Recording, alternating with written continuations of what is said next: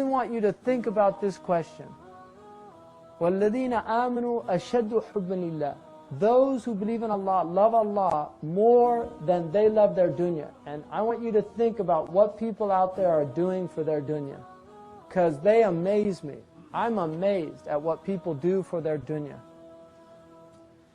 And you have to ask yourself, if you're doing 1/10 for your akhirah, what they're doing out there for their dunya. 1/10.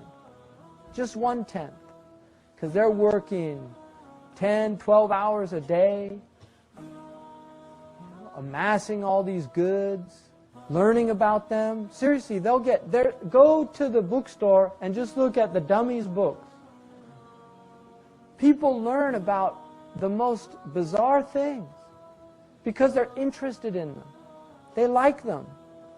They'll learn all about Java, if that's even a language that I don't even know anymore. But they'll go and they'll learn Java because they want to program computers.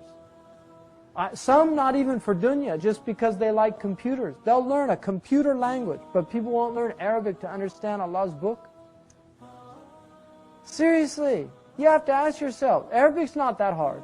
I guarantee you, Arabic is not that hard. Arabic, from one perspective, it's impossible. It's the most difficult language in the world. It is. And it's endless. As long as you live, you'll never encompass Arabic. But from another perspective, it's very simple, and you can have a basic understanding of the Quran within 6 months if you really put your mind to it. I guarantee you, if you have average intelligence, in 6 months, you could have a basic understanding of the fundamental meanings of the Quran. There's people, they'll learn, if they fall in love with a French woman, they'll get the lingual phone, they'll get the Berlitz, they'll go to the 6-month immersion course so they can say, Je t'aime. Yeah. It's really, they'll do it all just so they can say that. For love. That's why they'll do it, for love. They'll do it for love. That's why we should be doing things for love. For love of Allah. Not out of fear of Allah. For Allah is worthy of fear. حَرِيٌّ أَنْ يُخَافْ وَمَنْ خَافَ مَقَامَ رَبِّهِ. He's worthy of fear. But even the fear of Allah should be rooted in love. It's like the fear that a child has in upsetting the parent. It's not really rooted in pure fear. It's actually from love. They love the parent so much, they're afraid of upsetting the parent. That's the fear of Allah. It should be still rooted in love. Allah is, Allahu Akbar. Allah is greater than anything I could ever say about Allah. لا نحصي الثناء عليك أنت كما أثنيت على نفسك. We can't praise you as you have praised yourself. You are as you praise yourself. Anything I say about Allah, it's deficient. So my advice to especially these young people, you need to think about your lives.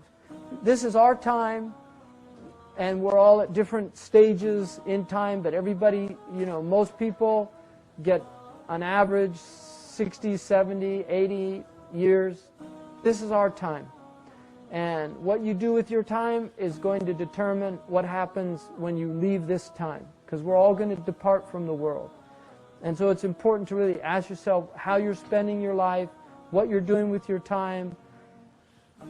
Are you doing useful things, worthwhile things, beneficial things?